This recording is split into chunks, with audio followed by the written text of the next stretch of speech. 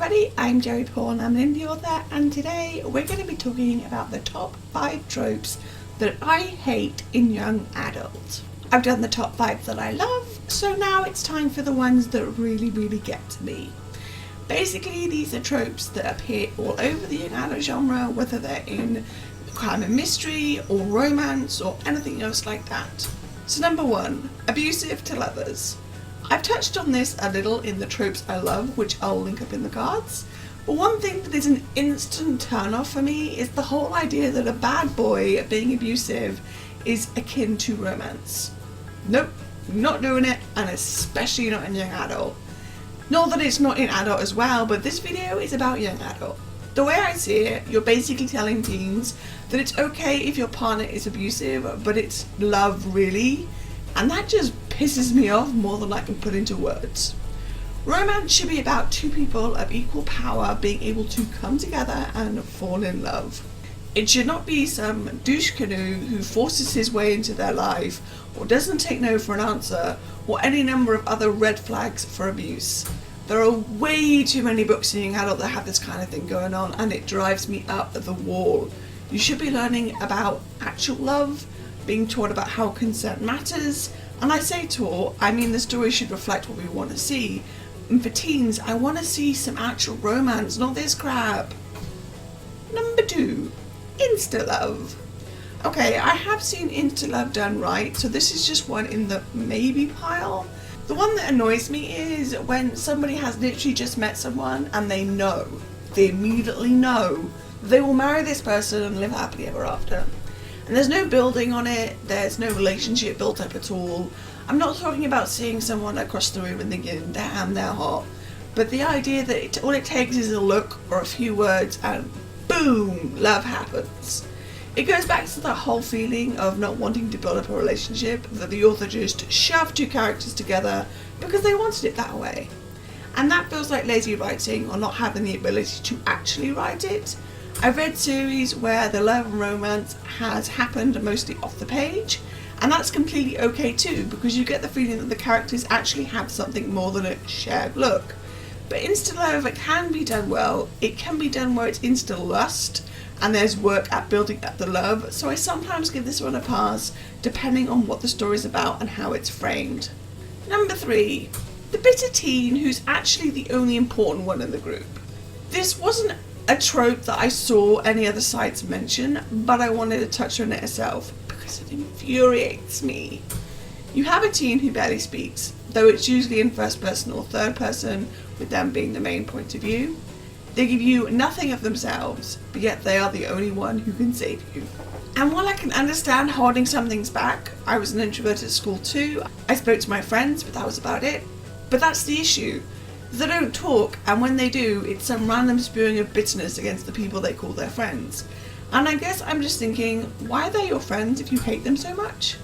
I'm a firm believer in showcasing friendship, especially between girls, which I'll cover in a moment, but I feel like if the reader is thinking, why are these characters friends, a lot, then you've skipped a step as well. But yet, when it comes to that all-important climax, it turns out that the oddball in the group was actually holding all the answers, and they're the chosen one, or the one who knows randomly exactly what to do to save the day.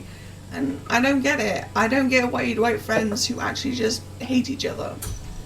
Which leads me to number 4, girl hate. There was no girl hate going on here because I have Miss Pen up here and Miss Violet over here and just all the kitties, so excuse me for, yeah. This is something that gets talked about a lot. Now I want to throw my hat into the ring and completely agree.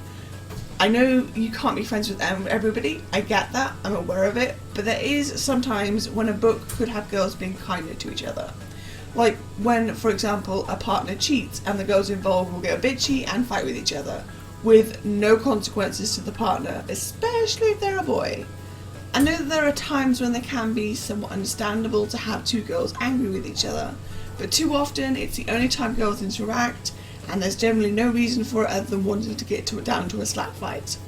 By that I mean a character sees another girl looking at their partner and it's obvious jealousy, so tirade comes around picking apart that girl's looks and clothes and social status, etc, etc. And I just feel like it's sending the wrong message. While I get that there is a lot of bullying involved in both real life and the life of characters, hate for just hate's sake seems to be the wrong message to be sending teens. But maybe that's because I'm old and I'm just not into girls or women tearing each other down. You know.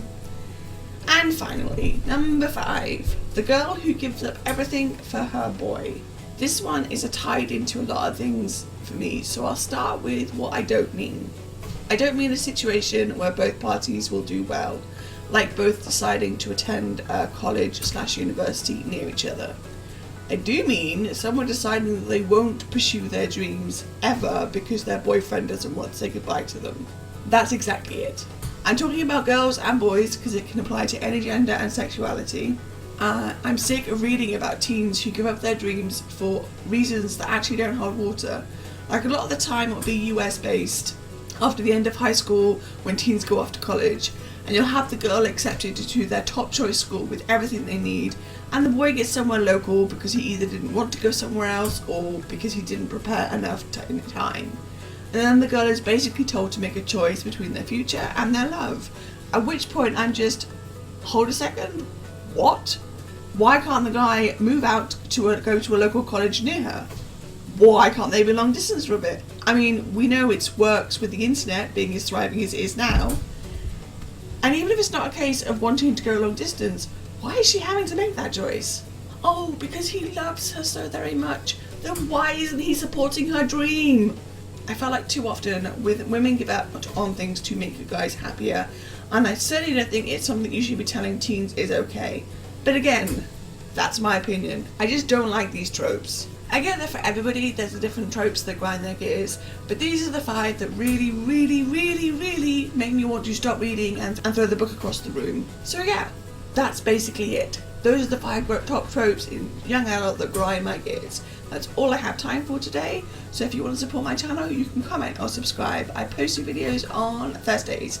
You can find me all over social media, and my books are available everywhere.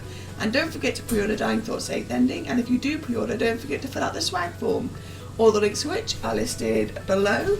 Thanks for watching, and remember to keep writing. Bye!